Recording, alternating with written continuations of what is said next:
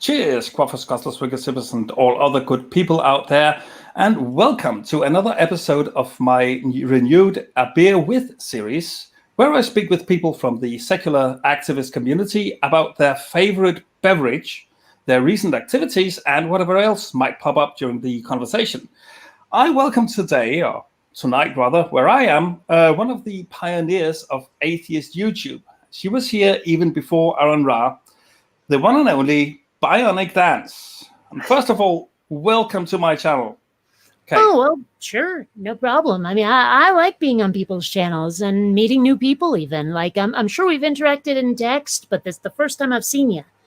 I actually was on a live stream back at Christmas. Where really? I was. Yes. I was drunk then too. Okay, cool. So I'm truly honored that you want to come to my little channel, and I really appreciate the. We have to do this in our community, help each other out, and appear on each other's channels, promote each other's work. So this will be mostly about what you really like to drink. Okay. So you brought your favorite drink, I guess. Yes, I am rather a fan of the rum, especially Captain Morgan. This bottle has been sitting on my shelf for about 2 years. I usually only drink any around about Christmas time, although I like to call it Giftmas. And for a good long time, I couldn't mix it with anything like, say, Coca-Cola, anything with caffeine in it, because that was a seizure trigger. So I was usually having Captain and Sprite. But because of the brain surgery, and now I can have pretty much anything I want to eat that won't kill me, I actually went and got Mexican Coca-Cola. This is the stuff where they actually put real sugar in it instead of high fructose corn syrup. So, okay. Yeah. Okay, I did not know that they did that in the United States. I knew that high fructose corn syrup was very popular in the States, but I did not know that they sweetened Coca-Cola with the stuff. They sweeten every damn thing with it, and there are so many protest groups right now saying get rid of it because it's so bad for you. Okay. Yeah. Would that be used because it's cheaper than regular sugar? Yeah, I'm sure it must be. I mean, I've never looked it up, but I'm sure. And it's probably easier to produce too. I mean, corn versus sugar. Doesn't sugar need like some really warm temperature where you can grow corn just about anywhere? Well, in Denmark we produce sugar from beetroots. Oh, well, I mean like sugarcane sugar. Yeah, that's true. That needs a lot of heat and a lot of sun, as far as I know. So you mentioned just shortly before we went live that you went to Cuba, which has a long time ago, which has ideal climate, I guess, for sugarcane. And coffee too. Ah, cool. But, yeah, and I guess tobacco, because people love those cigars. I don't know. I'm not really a cigar smoker. I think they smell like, I don't know, someone's burning the whatever's on the sole of your shoe. But, if it's your thing and you think Cuban's the best, hey, you do you. Sure thing. Oh, and they've got good rum as well, don't they? I've heard that. I'm not sure I've had any. I probably have and just don't remember.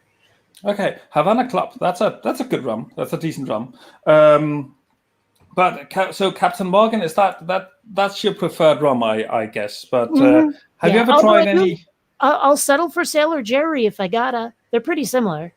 Okay, I don't know much about rum myself. I mean, I am more a beer person, which should be obvious from my channel.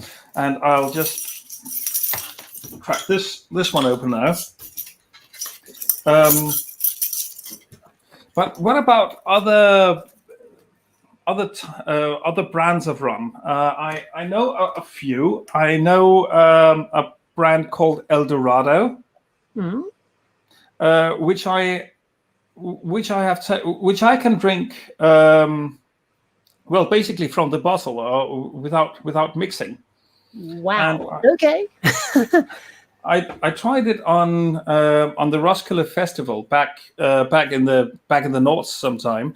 Someone just offered me a bottle, and we were sharing that while listening to reggae one morning. And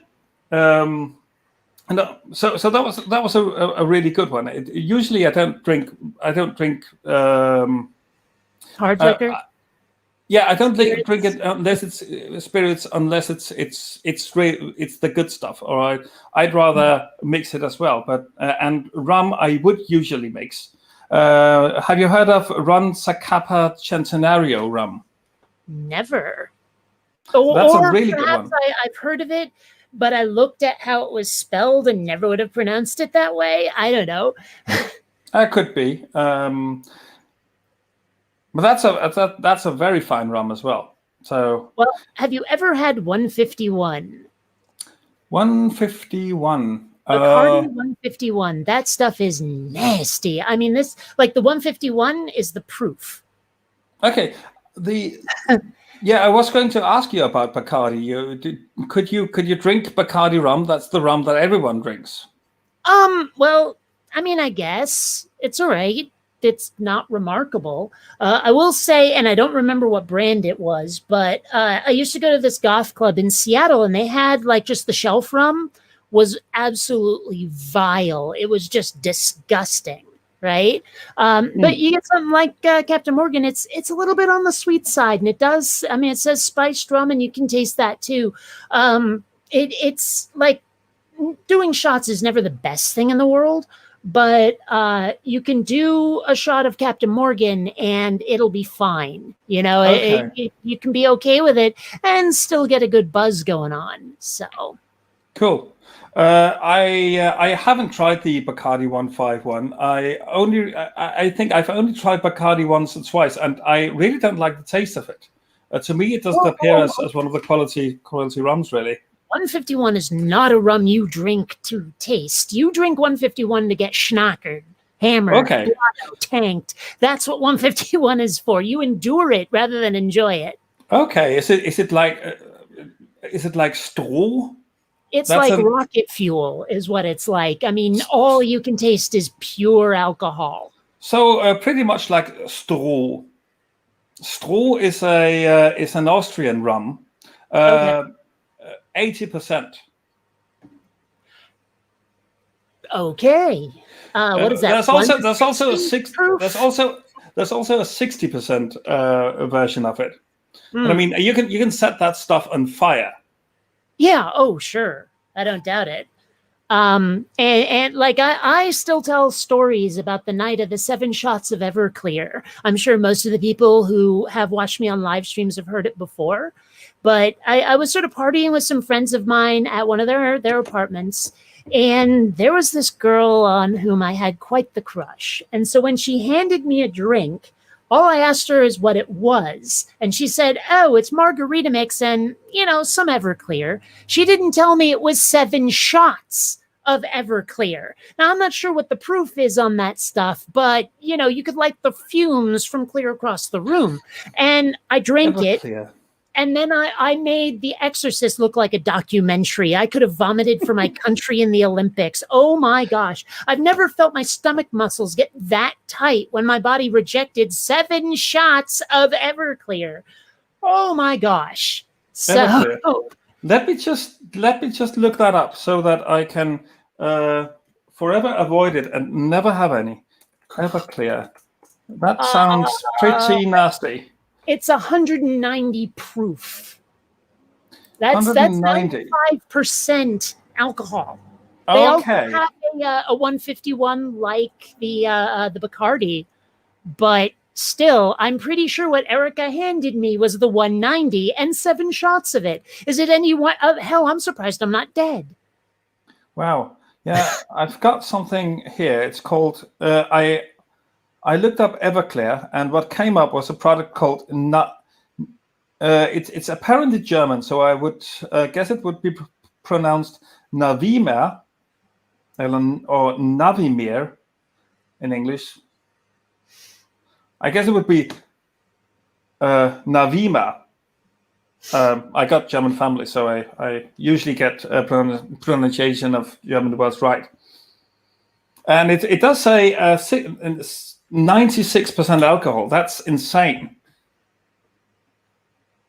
Yeah, it really is. But it's something you would buy if you want to make your own liquor. So it's not as such for consumption. It's for mixing with other stuff. It's not, you're not supposed to drink it to drink it on the rocks or without anything. Well, I mean, like I said, it was mixed with margarita mix, but I'm sure that wasn't enough. No. Yeah, and like, oh, what's the other one? What am I thinking of? The one that has the hallucinogenics in it. What's that stuff? I'm blanking on the name so hard. Absinthe. Yes, thank you. I used to hang out with goths in Seattle. I could go on about the Sea Goth crowd, but I've done it so many times. The point being that they loved their absinthe, and they would put it on the shelf next to the Everclear. Like those were sort of in the same class of the drink you drink when circumstances meet these criteria. You pull one of those two off the shelf. Wow. Well, I do like absinthe. And I've got some funny experiences drinking absinthe as well. I've actually got 3 bottles of it, and I can show you. While I also just grab my phone because I need to take a picture of the beer I'm drinking for my blog. Just a sec. By the way, should I be drinking right now too, or are we just chatting and we'll get to the boozing later? Oh, wait, you've got headphones on, don't you? I should probably entertain the pools. Hi, everybody. By the way, I just saw Purple come in. How you doing? And Dave is already here. So hi to you, too. I'm sure I know Tim Matthews, but I'm terrible with names and I'm totally blanking. So sorry about that. I hate it when I do that. But, of course, I also have the seizures going on. I got memory issues with names and who they're attached to. So... yeah, I probably know you, Tim Matthews, but you're going to have to remind me with details. Anyway, so what I was asking before, should I be drinking right now? Is that part of the show, or do we get to that later? Yeah. Well, if you like to, yeah. I mean, no one is obliged to, but sure, okay. I'll be drinking. So why don't you join in? Sure. I'll just show you the little sample. I got this from my dad. Many years ago as a present, and I haven't opened it because I think they look so fine. These 3 small bottles. This is the strongest one of 66%, and you've got a red one of 55%, and you've got a yellow one of 44%. And they came in different colors like that, or is that the bottle? No, it's not the bottle. It's the actual fluid. Maybe you can see that the bottle is actually clear and the liquid is colored. So it is the liquid that is colored. All right, in goes ye old Coca-Cola. Oh my, that is tasty. Okay. This is surprisingly tasty as well. I have to say. Well, you know. Oh yeah. I've never been beer people. I don't know why. I find it nasty. I think it's the bitterness. There's a lot of bitterness, and I'm a super taster, and I almost overfilled that shot. Oh, fuck me gently with a chainsaw. All right, there. Oh, man, I'm going to smell like rum all damn day. Ugh. All right. Well, fortunately, I have a towel nearby. Good. Always have a towel nearby. So you're a Douglas Adams fan as well? Oh, yeah, I'm a hoopy fruit who always knows where her towel is. Good. But, okay, so, like I said, I used to hang out in Irish pubs. Actually, did I say that on camera or before we started? I don't remember. But regardless, I learned a lot of Irish toasts while I was there. And my personal favorite is, may you be found dead in bed at the age of 99, shot by a jealous lover. Slunchiver. And there's also an Irish legend that says, when you die, you are suspended head first into a barrel full of all the alcohol you ever wasted. And if you drown, to hell with you. And I just spilled a fair amount of that shot because I overfilled the glass. And, oh, well, added some more to the barrel. It's a good thing I don't believe in hell. but it's a kind of hell that I can associate with. Rather than the Christian hell. Fair enough. I would say. I don't know.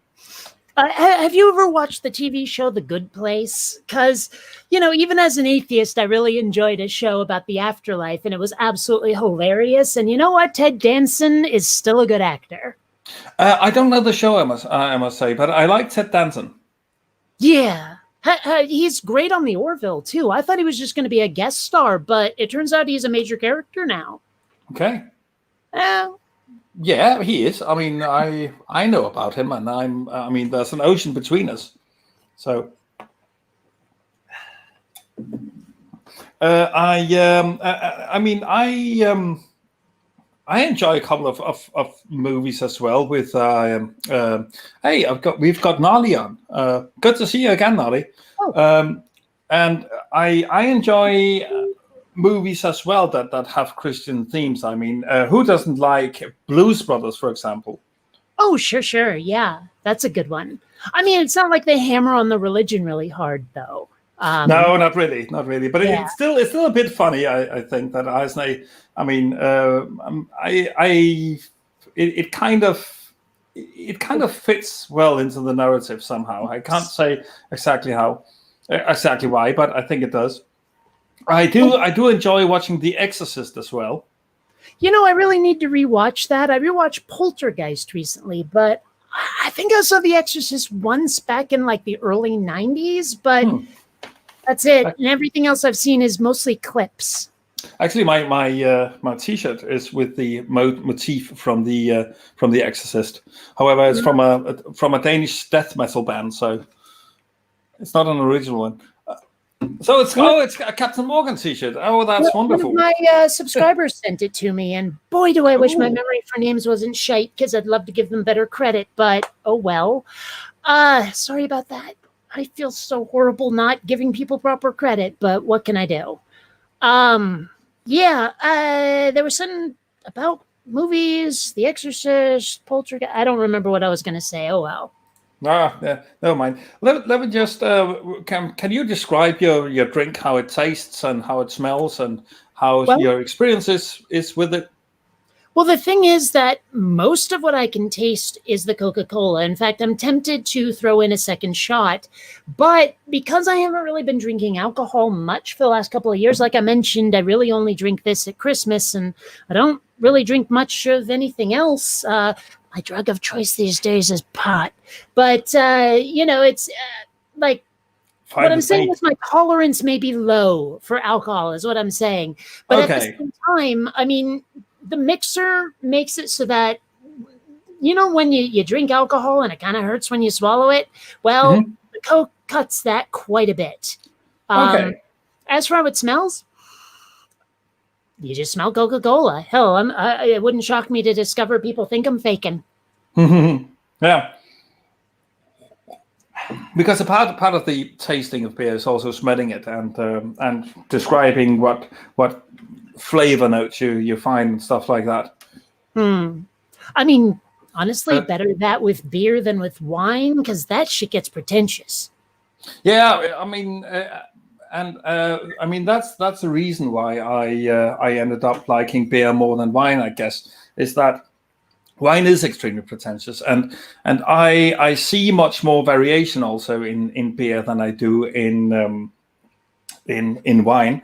As I did mention for you before we went live, I was actually planning on drinking a very, very heavy imperial stout. However, I've got to work tomorrow. I found out earlier today, and I have to get up at 5 o'clock, and it's past 11 now where I am at. So I settled for a more light pale ale of 5.5%.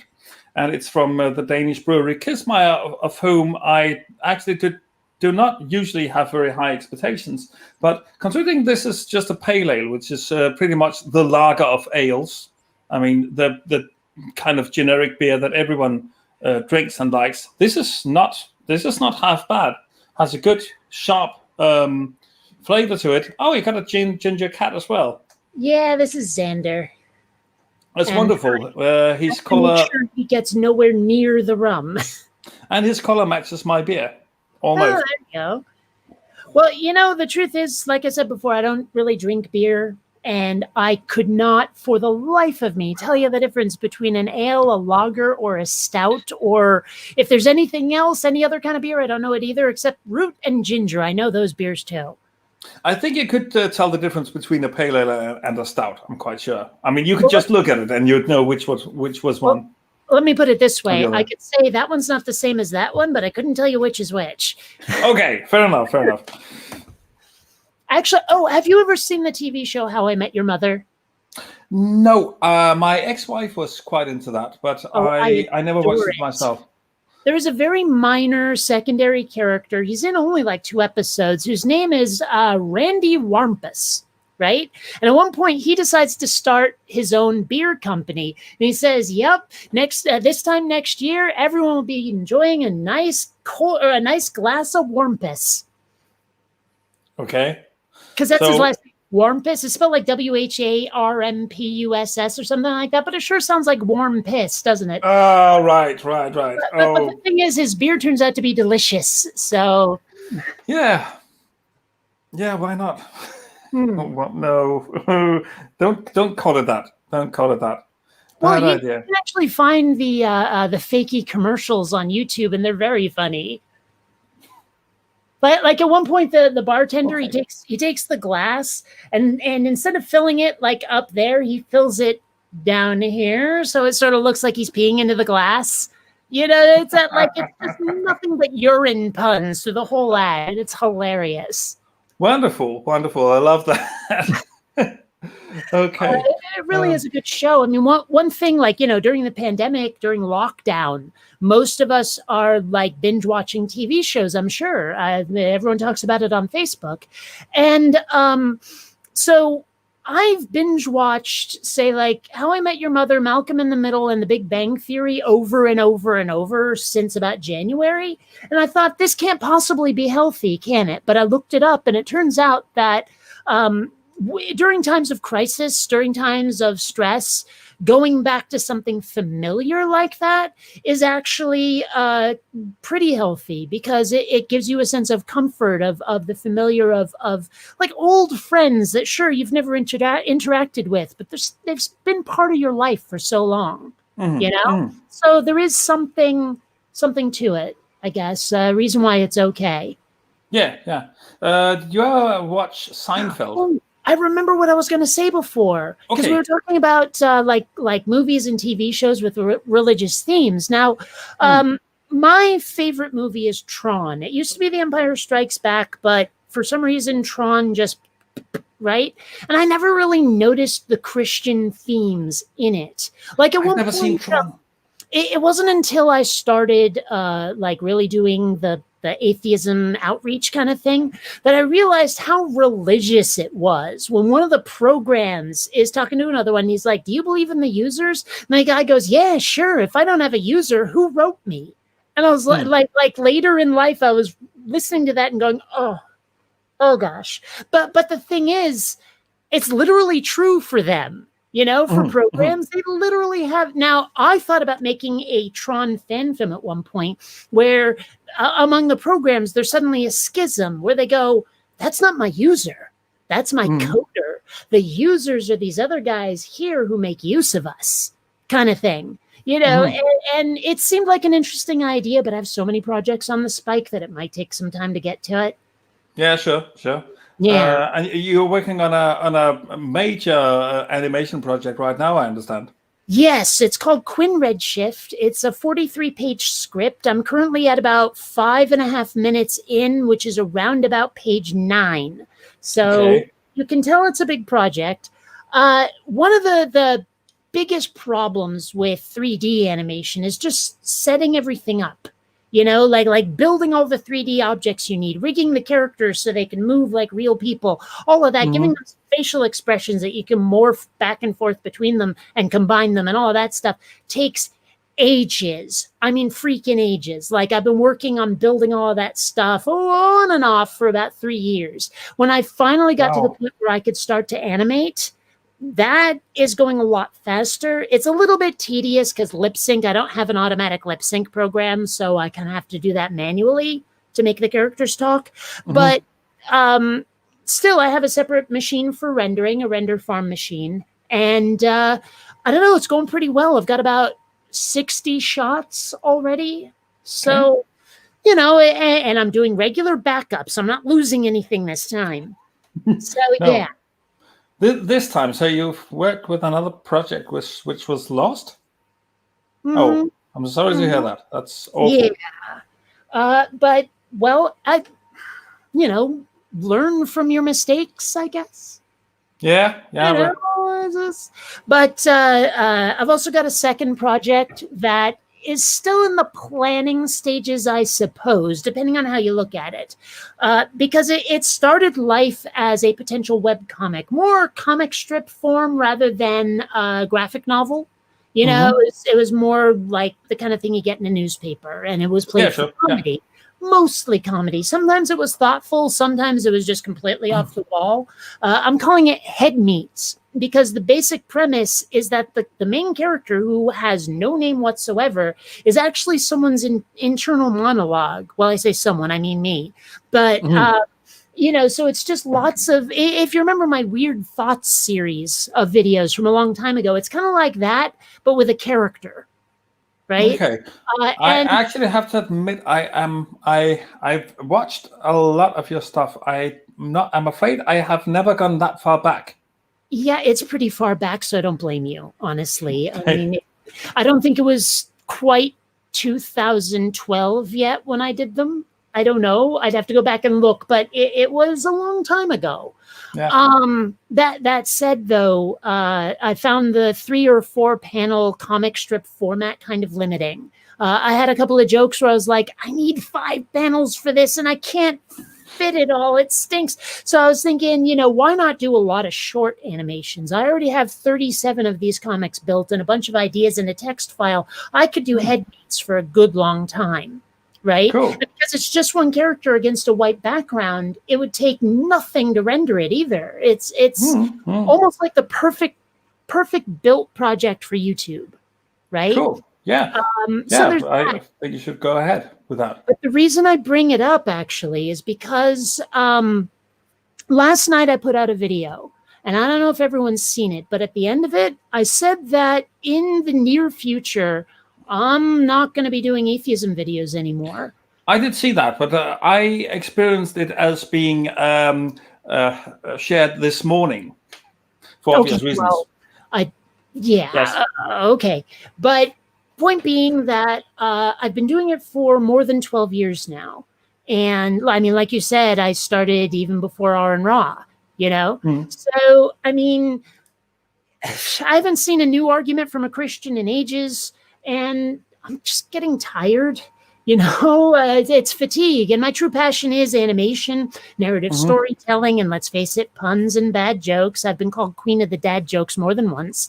And, so I need to pursue my passion for a while. And there is a new crop of atheists out there, and most of them are really, really good at what they do. And almost all of them are really good people. Hell, subscribe to Purple Rhymes with Orange if you haven't already. Awesome, dude. Gotta love that guy to death. Right. So there's that.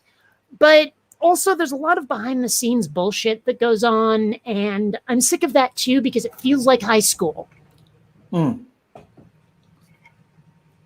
Right. Cheers. Yes. Well, here's to those that weren't as lucky. Yeah, I mean, I really hope that you can push on with your animation stuff. I mean, I would say after 12 years or how much it is, you kind of did your bit in the atheist community and pushing that agenda, I would say. So yeah, I think you should go ahead. And I've seen some of you. I mean, anyone who's seen your videos have seen what you can do with animation. So I really look forward to seeing what you can do on a bigger scale. Well, it's absolutely awesome. Well, like I said, I've sort of stepped up my game. I mean, you've seen my past animations, but with Quinn Redshift, I've really improved it. And what happened?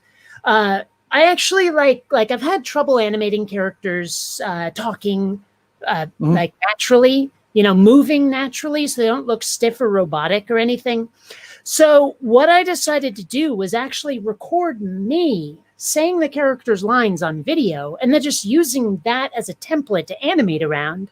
But after doing that 5 times, I realized, you know what? I'm starting to figure out what I've been doing wrong and stopped using the clips. And now the characters look like they're real people in terms of their movement. I mean, they look like cartoons, but, just the way they move is not unnatural. There's no uncanny valley going on. So, I mean, like I said, I feel like I've really stepped up my game. I think people are going to be surprised. It's going to be. I look forward to see that, and I mean, I look forward to seeing it. What's that? I said I look forward to seeing it. Okay, I did at a point. For some years really, I made my own webcomic. What was it about? Those were only strips, of course. It was about a commune of different types of people. So there was and it was led by a couple of aging hippies, middle-aged. Or rather, actually. Someone I would say my age, and I'm 44. Oh, so am I. Oh, yeah. And their kids, and they would move together with a gay couple, 2 men, one an ultra libertarian, the other Saudi Arabian refugee. Who was also a PhD in quantum physics. This sounds really eclectic. And then there was this other couple, which were 2 adults with each their kid from an earlier relationship, and they had a pet snake, of course, because. Like you do. Yeah, like I do, and like we did. I made it with my ex-wife, and we had a couple of snakes as well back then. I can't have cats because I'm allergic, or at least I used to. I'm petting a number of cats regularly, and I don't seem to react to them anymore. So maybe I'll get myself a cat at one point and see if I am actually desensitized now, because I have a suspicion that I am. But just to get to my point here, I know just for stills, for things that you write, you have to put a lot of effort in getting facial expressions right. That was one of the things that I was concentrating the most about, because that is really what makes your character come alive. Well, the problem I always had with hand-drawn art, and it's part of why I moved to the 3D stuff, is perspective. I'm terrible at it. I can do like character expressions pretty well, but like if I have a character who's reaching like here, I would screw that up so bad. You have no idea. So that's difficult. Maybe if I want to try hand-drawn art like that, I should do what I did with the animation and take a picture of me in the right pose. Yeah, I mean, when I was doing hands, I would look at my own hand to see if I could get it right. One of the worst mistakes you can do, I found out when I was drawing hands, is if you have someone who has both hands in the same pose, is to copy one hand and drag it over, because the thumb will be on the opposite side of the hand, and first you go, there's something wrong with the hand. What the hell is it? It just looks wrong, but it's not apparent what exactly it is. And then you discover, it's just the thumb. But just the thing that the thumb is on the wrong side, you have no idea how confusing and how wrong that is. A small detail like that. Yeah, well, one thing I've found, at least with 3D art, is, like I'll have a character who's doing this or something, and suppose I want what they're doing to be, or something like that. Trying to copy and paste this arm shape as a mirrored like pose, it doesn't usually get it right necessarily, because if the character's facing like this, and the imagery you want like is over here or something, so you copy and paste and you end up with this, and you wanted that. I mean, it can give you a good basis to start from, but you'll never get something that looks quite natural just by copying and pasting. Plus, it often looks really unnatural if you have a character whose limbs are in exactly the same place. That looks bizarre. You gotta offset it a little to be more natural. Yes, you need to. You need to. I mean, you can copy and paste some stuff, but you always have to rework it afterwards, at least a bit. Yep. I mean, unless your characters are literally dancing in lockstep, I suppose. Hey, look, it's the Rockettes, and some of them aren't quite animated properly. I don't know. It is, hey, her rhythm's off, that kind of thing. Right. So, cheers. Nice, sharp, tasty, sharp bitterness to the hops. I would give this, 4 stars, definitely. 4 out of 6. What will you give your Captain Morgan if you can give it stars? Your Captain Morgan Coke. Sorry, you can give it up to 6 stars. 6 stars, of course, being the best, and down to 0. I probably could go about as high as 5.5. I'm not even sure what 6 would be. But as far as alcohol is concerned, Captain Morgan is one of the most pleasant I've ever had to drink. Okay. Cool. And it might even come down to the mixer. It may be that there's something better than Coke to put in it. I don't know. I mean, like I said, I couldn't have caffeine for a good long time, and so I didn't drink most sodas for a good long time. And I recently tried a Mountain Dew again after about a decade, and it was disgusting. I don't know why I don't like it anymore. I wish I did. So I don't know. I mean, which mixer you prefer could change over time, for all I know. Right. Okay. So drink like Trump. right. No, that's more like this. You have to put your hand right at the bottom. Yeah. Now, speaking about Trump, and this was the other thing I wanted to touch on. Now that I've got you on my channel and all this, so. Sure. You on Twitter, you expressed some pretty dire dissatisfaction when the Democratic Party announced that Biden would be their presidential candidate. Yes. So let me hear, just in your view, why wasn't he the best choice, and who would have been the better choice, or who would have been the less worse choice? Well, one of the issues that people would always bring up with the nomination process was who was the most electable. And they thought, oh, Joe Biden's the safe choice, despite the fact that you've got a whole bunch of people shouting blue no matter who, and a bunch of people shouting Bernie or bust. What would happen if you smushed all of those together behind one candidate? You'd have unity. But you take Joe Biden, who is, let's face it, a center-right Democrat at best. He governs like a Republican. I still call him a right-winger.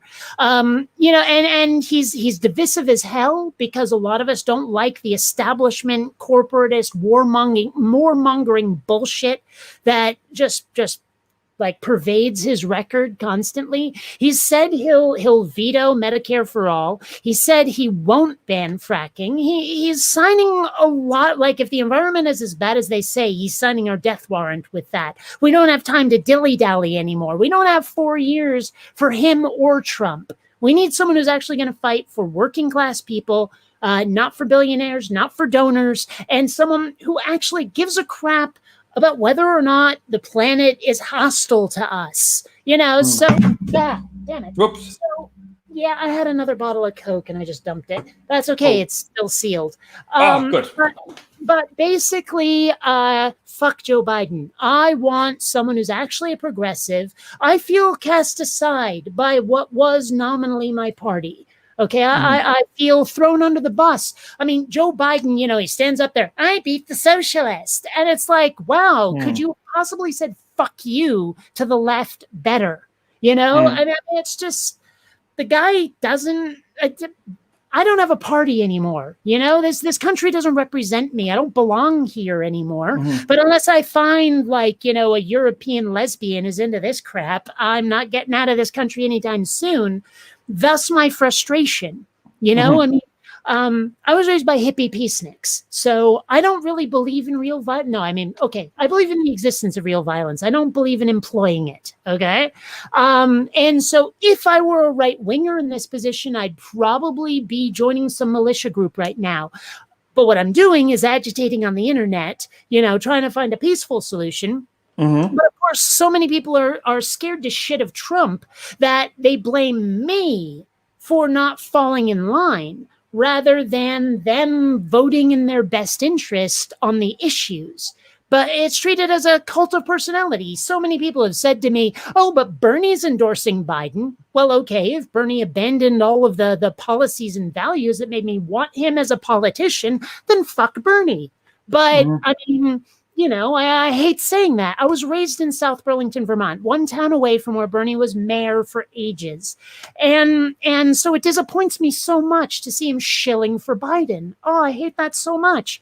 But I feel powerless, I feel unrepresented, and I feel scared, frankly. Yeah, and I understand that you have actually announced that you're going to vote for a third candidate. Is that correct? In all likelihood, unless something weird happens, and I do have my mail-in ballot sitting right there, so I should probably get on that. But unless something weird happens, I'm probably voting Green Party for Howie Hawkins. I mean, he's not perfect by any stretch, but neither was Tulsi Gabbard or Andrew Yang, and I would have voted for them if they'd gotten the nomination instead of Bernie.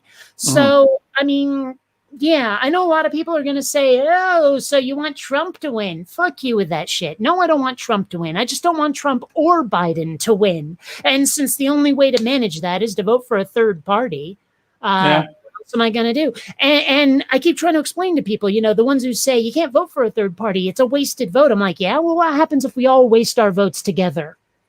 Yeah. Yeah, well, then maybe you could get enough votes to vote for a third candidate. But yeah, and I mean you're kind of already asking the questions that I was going to ask, because we heard the argument before. I mean, I remember when what was his name, Nader, when Ralph Nader ran for president. I imagined if I had lived in the United States, I would probably have voted for him. And the reaction I got when I told people that after the election was, oh, so you would be one of the people who was responsible for getting George Bush elected. Seems to me George Bush is one of those, plus the Democrats who didn't run a palatable candidate. See, that's the problem. People keep blaming us for not voting for the candidate we don't want. Mm-hmm. I mean, how does that make any sense? If there were no good choices and I decided not to choose, you don't get to blame me for your loss. You should have run a candidate that I found appealing. But I see that. But just to play devil's advocate here, or something like that, if I can. I mean, so how about voting for the lesser of two evils? Never. I am sick and tired of that. Okay, you remember Obama ran on change, and then he turned into the compromiser in chief, the do-nothing Democrat? If someone says vote for the lesser of two evils, screw that crap. We've done it too many times before. I mean, that was Bill Clinton even. I mean, we didn't realize it yet, but Bill Clinton governed like a Republican. And so has Obama. So, screw the lesser of two evils, because what happens is when people look at the do-nothing Democrat, they go, well, we need something, anything, and you get a much worse Republican. And then you get the Democrats going, well, we have to court the disaffected Republicans, completely ignoring the disaffected left, where there's tons more of them, So it's like, no, screw lesser evils. We need to break out of the cycle. Right. We need to get them to realize that if you really want to win, there are so many voters out there who are just dying for a party that they A, think is viable, but two, think will actually represent them. Because and in the polling data, they often don't include non-voters. Like in the polling, it always says percentage of people voting for this guy, percentage of people voting for that guy. They never say people who refuse to vote because they all suck. That's like not part of the poll. So an accurate picture is never painted of the electorate. Right. I see.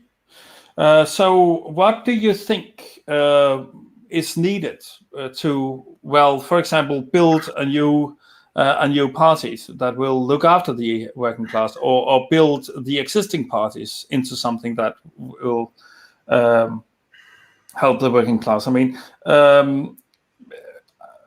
what would, just to ask it as a broad question, have you any ideas how to do that? The problem is that part of it just relies on people seeing sense, relies on people not giving in to the fear of their lizard brain. It relies because I can't control other people. The best I can do is try to persuade them. But if they're not willing to be persuaded, what else can I do? Short of open rebellion, which I'm not in favor of, although I might join a movement if one started, short of that, what power do I have short of withholding my vote? And that's something that, this is something we could do. A bunch of Democrats, a bunch of people on the left threaten to withhold their votes unless policy goes their way. Because ultimately, the whole election process, the whole campaigning process is one big, long job interview. And people are hiring the worst of the worst because they're scared of taking a chance, and it's deeply frustrating. But that's what we need, because like everyone says, we need ranked choice voting, which we do. But to get ranked choice voting, we have to get the people who are invested in it not existing to change their minds. What is ranked choice voting? I haven't heard that expression before. Really? Okay. Hush phone. Basically, ranked choice voting is where you have like slots for each candidate, and you write in which candidate you want to win, and then they have several rounds of voting. Okay, yeah, I know about rounds of voting. Yes. Yeah, we call it. They have that in France, for example. I think they have in Italy as well. Well, if we had that, a third party could easily be viable. But of course, the people know that, like the people in charge know that, so they'd resist ranked choice voting as hard as they can. And everyone keeps saying, well, why don't we get it on the state level and eventually it'll catch on? And I keep telling them, we don't have time for baby steps anymore, people. You could have done that 30 years ago, but we are in a serious time crunch here. Right. The environment is probably already past a tipping point, but if it's not, we're right there. And everyone's going, I don't know. Let's just vote for Joe Biden, who says we'll be completely clean energy by 2050. Okay, so he's going to kill us all. That's the thing, is like people don't get it. We've been past the baby steps point since we elected Obama. You gotta realize, I realize it's a slow danger. I realize that people can't immediately see the effects of climate change. I think that's also why they've ignored the coronavirus, is because it's not something you can punch. It's not something you can shoot. It's not that kind of enemy. And so, it's just, I don't know. I appreciate you answering my questions, and actually I think you've got some good points. The thing, rank voting is a good option, I think, and so is threatening to withhold your votes. But people won't actually some viable strategies as far as I can see. But the problem is I can't withhold my vote because Trump. That's like their whole thing is well, I would withhold my vote if it was safe, and I'm like, it'll never be safe. There's always an existential threat that means we have to accept the lesser evil, that we can't take the risk now. We'll do it next time, every time. And I'm sick of it. I can see the Fjords, and it's time to stop giving in. I'm sorry. Like too many sheep out there. Stop it, people. Have your own self-interest in mind. I want to say to everyone listening and everyone in the chat, if you have some questions for Kate, then put it in the chat. Because how many people are watching right now? I don't have much more, to be honest. We came around it all. But now that we're the same age, what was your impression of the? I've written about the Cold War in my notes, you see, because when I grew up and I learned about the Soviet Union, I learned that they were a one-party system, and that our allies were the United States, and they had two parties. I did find out later on that you actually have many more parties than that, because you're allowed to have that. But still, it were only two parties. It's practically only two parties that are in power. And I remember when I was small that I thought, it's not really that much better, is it? So it's not really our options. So how what were your thoughts back then in the Cold War? Not necessarily only on this issue, but how do you remember it? Well, I mean, if you were in the United States in the early and mid and late 80s, well, let's just say the 80s, there was a lot of like jingoistic hatred going on. It was always the godless commies and all of that stuff. And they seemed so scary to so many people. And it was like, I never really thought that they were going to try to take us over at all. It seems kind of the way people look at like Iraq now, where they're no threat to us, but somehow they're the baddies, and it's just, same thing with like the Vietnam War. It was just, we needed this enemy to unite everybody and kind of thing. And most of what I remember was that anti-Russian rhetoric, that anti-communism rhetoric, which, let's face it, is fueling a lot of the anti-socialism rhetoric now, because everyone pictures the Soviet Union instead of Sweden. But, what I remember most, because I was very young, like I graduated high school in 93. So, I was in, my freshman year of high school was 89, right? So my entire childhood was the end of the Cold War. And there were all those movies like Red Dawn, for example, right. War games as well. I spent a lot of my single-digit years terrified of nuclear war. I mean, because you're always told, they're going to push the button. You'll just vaporize into white light and all that shit. You're just dust. And I was like, wow, that's scary. And when you're little, you're supposed to be scared of the boogeyman, not an ICBM. You know what I mean? So that's most of what I remember about the Cold War. But I also remember at the end of it, there was this movie called Ruskies that was about these two kids who were about as right-wing as you can get. They're all ready to join the army when they're old enough. They always wear camo constantly, all of that stuff. And then a Russian submarine like crashes, grounds itself just off the coast, right? And these Russian sailors get stranded, and one of them ends up lost, and the kids find him. And when they find out he's a Russian, they totally lose it. Right? Except eventually they make friends with the guy and realize that Russia's not that bad. I mean, this was the end of the Cold War, and we're starting to realize Russia can be our friends. And there was this sort of like outreach shit going on. And so the movie was clearly activism. And I was young enough to think it was fun. It had Peter Billingsley in it, who you might remember from A Christmas Story. And yeah, so I mean, for me, the Cold War was, I just don't want to get nuked, really. Right. Yeah, I remember that taking up a lot of space as well. Do you remember? Because that's one of the things I remember from my childhood. I mean, my parents always said that they clearly remembered the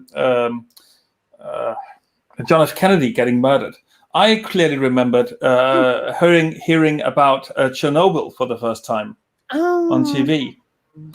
I don't remember that. The earliest news memory that I remember was Challenger going blam. That was the other thing. I was just about to say that as well. That was the same year. But I think I also remember Chernobyl because shortly before on Danish television, they showed this old film about a similar disaster happening. I don't remember the name of the film in English. Probably just called the China Syndrome. That would be the Danish title translated. That sounds really familiar. I think we had that too. But yeah. Yes, it's also called the China Syndrome. It's from 1979. Yeah. Darn it, there was something. Oh, right. I wanted to clarify something. I remember when Chernobyl happened. Like, I remember it was an event. I just don't remember the first time I heard it had happened. It was Challenger that I remember in the moment, because I was in 5th grade. Mrs. Cronin had made a bet with the class about who was going to win the Super Bowl, and she lost, so she owed us all lunch. And we were having lunch and watching the shuttle launch when it exploded. Oh, wow. Like live in class, we watched it explode. That was the first moment I remember thinking, whoa, this is history.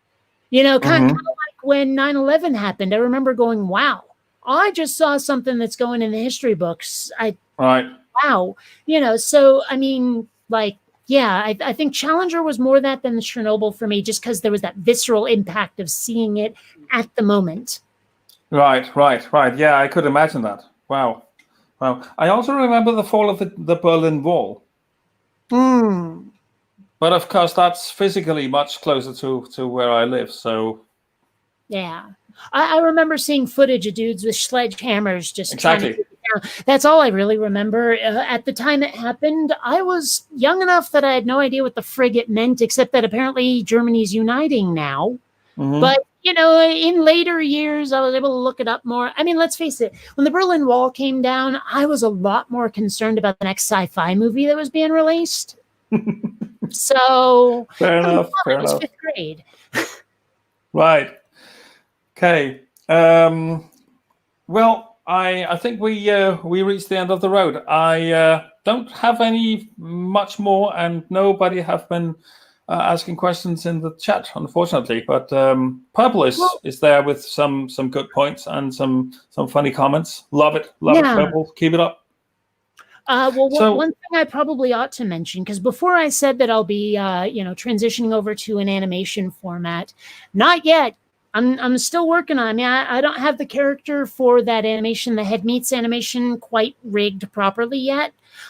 So it could be a little while. You know, I'll probably still do atheism videos this month, maybe next month, but it's coming. That's all I'm saying is like, don't expect my next video to be animated. That's all I'm saying. Fair enough. I mean, if you get a bit tired of the animation bit, you could go back to make another atheist video once in a while, couldn't you? I could. What the variation? Here's the thing: is like I'd be very worried if I made a big long animated series, you know, lots of animation, and then I throw in a pro-atheism video, and half my subscribers go, "What?" and leave. You know, and so I've been hearing people float the idea of another channel, whether the new channel is for animation, the old channel stays atheism, or vice versa, or whatever. I haven't decided yet. I haven't even decided if I'll do a second channel. But like I said, I mean, part of the inspiration for this is I'm just so tired of YouTube atheism. You know, it's gotten hard. I mean, making a video can be up to a 6-hour process, and by the time it's done, I just want it over. You know, it can be really draining. So, yes, it's just I think that if I still do atheism stuff, it'll be much later and not on the same channel as the animation. Okay, cool. Well, last thing I wanna bring up is I asked on Twitter earlier today if anyone was up for appearing on this show on Wednesday, and in the means while people were writing funny things in that thread and fooling around, which people can do in my threads. I mean, for all I care, I actually enjoy people doing that. So keep doing that in my Twitter threads. But I found someone to appear on my channel, and that seems to be. I mean, that is at least how the appointment is now. It's going to be Aaron Ra. Oh, right on. I'm Well, going to have. Elmer's great. I mean, he's a big old teddy bear. I mean, he looks like the unholy spawn betwixt Genghis Khan and a Klingon woman, but he's the nicest guy you'll ever meet. He's a big old teddy bear, and He is. you can't help but love the guy. So if he's going to be on your show, right on. Yes, he is, and he. I mean, my channel is a beer channel, so I. Well, he brews But I his mean- own, doesn't he? Well, he.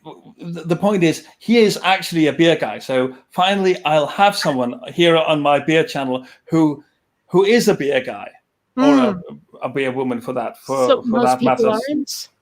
Most people aren't. Well, the first two I've had on, which is you and Purple, none of you were. So now I'm going to have a beer guy finally, and it's one that I really, really admire. Also for the other work that he does. So that's going to be awesome.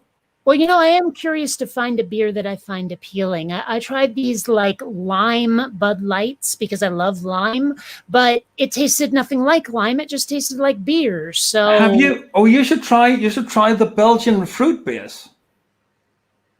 Do you like cherries? They're all right. I mean, I don't pursue them, but I don't hate them either.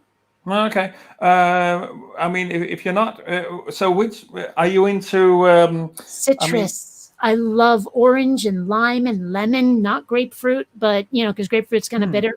But seriously, if there's a citrus flavored beer, that's why I tried the lime, and it didn't taste like lime, but it exists. There are some blood orange saisons and wheat beers, which you might like, where the fruit flavor comes through more than the hops flavor, definitely.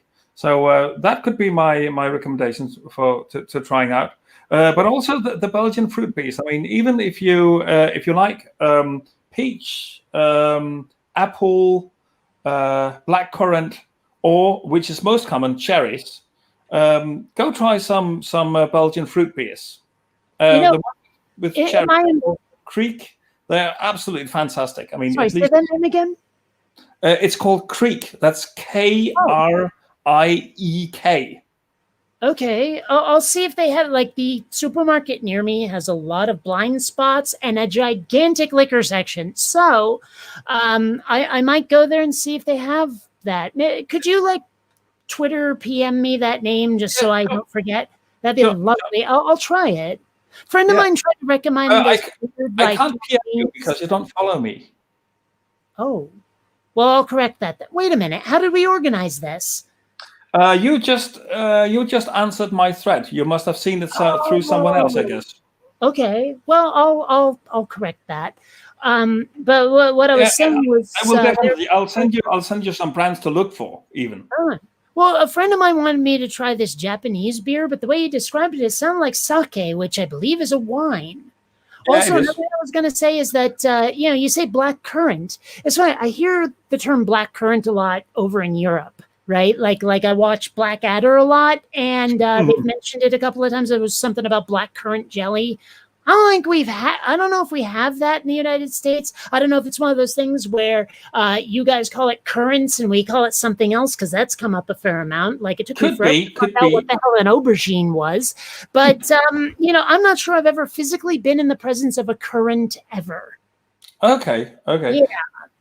But I'll definitely send you some brands and some things to try out then, because that would be that might be the gateway drug to finally appreciate beer.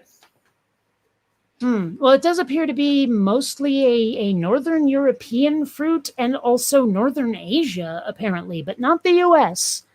So, Just like I found out the other day that cacti only originate in the United States and are not native to Europe, Asia, or Africa. I would have thought it originated in Mexico. I'm surprised. Well, that's still the New World, isn't it? Well, sure. I thought you said the U.S. Okay, yeah, okay. That was wrong. The Americas. Fair would enough. have been the proper thing Actually, to say it's that. funny. Okay. As an American, I do my best to distinguish between the United States and the rest of the Americas. You know, I hate that there Right. isn't a word that uses United States that describes a nationality, you know, like United Statesian or Stater or something. But, you know, so calling myself an American feels weirdly arrogant, and I hate it. Okay. Well, anyway, I think we'll break it up here. Thank you for appearing on my show once again. Absolutely. I had fun. And so did I. So did I. This was absolutely awesome.